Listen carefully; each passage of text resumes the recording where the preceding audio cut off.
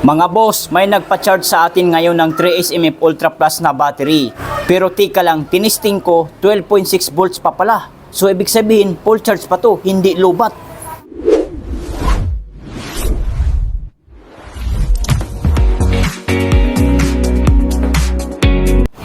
So papakita ko sa inyo, i-tester natin. Itong kulay pula na alligator clip ng battery tester, dito natin kakabit sa positive. Ito po, yan po, plus sign po yan, positive yan, ayan. Ayan, plus sign po yan, positive yan ha. Itong kulay itim naman ng alligator clip ng ating tester, battery tester, dito natin kakabit sa kabila, sa minus sign. So kung saan magtuturo ng ating battery tester, yan po, minus sign po yan ha, ayan o. Yan, minus sign yan. Yan siya nakakabit. So ang ating battery tester or battery analyzer, kusa siya magtutunon kasi automatic po ito. Ayan. So ang reading sa voltahe ng battery nito ay 12.6 volts. So full charge po yan kapag kaganyan, hindi po yan lubat. Nasa tamang karga po siya, standard po yan na para masabit ng full charge ang battery. Ayan, kitang-kita niyo naman oh. So sisilipin na natin yung tinatawag niyang CCA tsaka yung healthy. Okay. Battery test, regular flooded, CCA. Then nakasit up na siya sa 75A. Ibig sabihin yan ay 75 amperes po yan. Kasi ang capacity sa battery na 3SMF na tinitesting natin ngayon ay 70 to 75 ampere hour. So testing na natin. Ayan. So wag kukurap. Boom! Pansinin natin.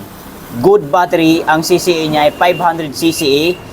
Ang voltage niya 12.6 or 12.60 volts. So full charge po yan kapag kaganyan. Ang SOH, ibig sabihin ng SOH ay state of health niya ay 100%. Ang SOC, ibig sabihin po ay state of charge 98%. Ang resistance R ay 6. So mababa. Talagang good battery talaga ito.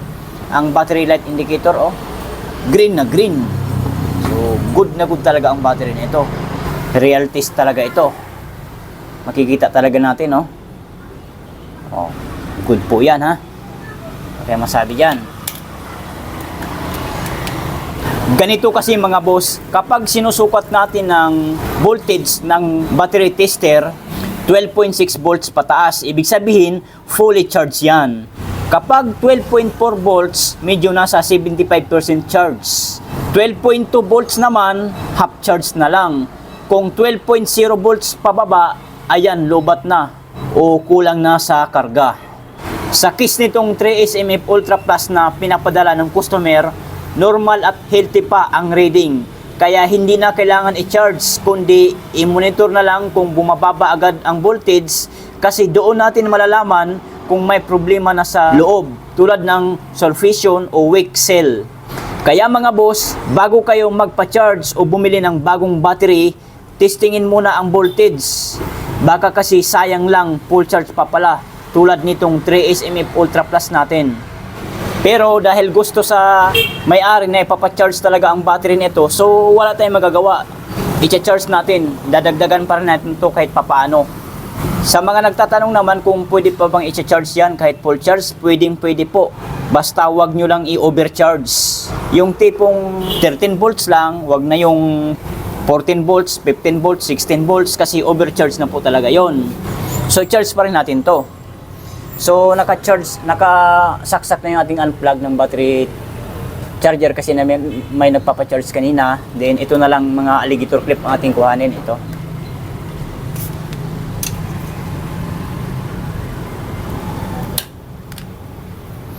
So ang alligator clip ng battery charger na kulay pula, dito pa rin natin kakabit sa plus.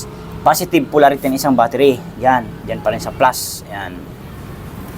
Itong kulay itim naman na alligator clip ng battery charger, dito natin kakabit sa kabila, sa minus sign.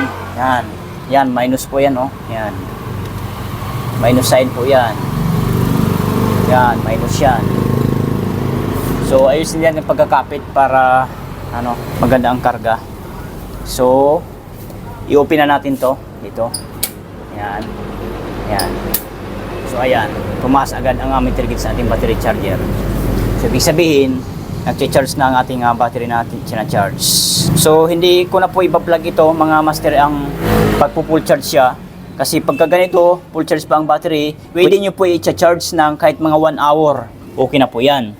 Kung gusto nyong matuto pa ng mga ganitong real test at battery tips, huwag kalimutan i-like and share at i-subscribe sa channel Tip ni Kuya RM para lagi kayong updated sa mga battery testing at maintenance tips. So yun lang and bye.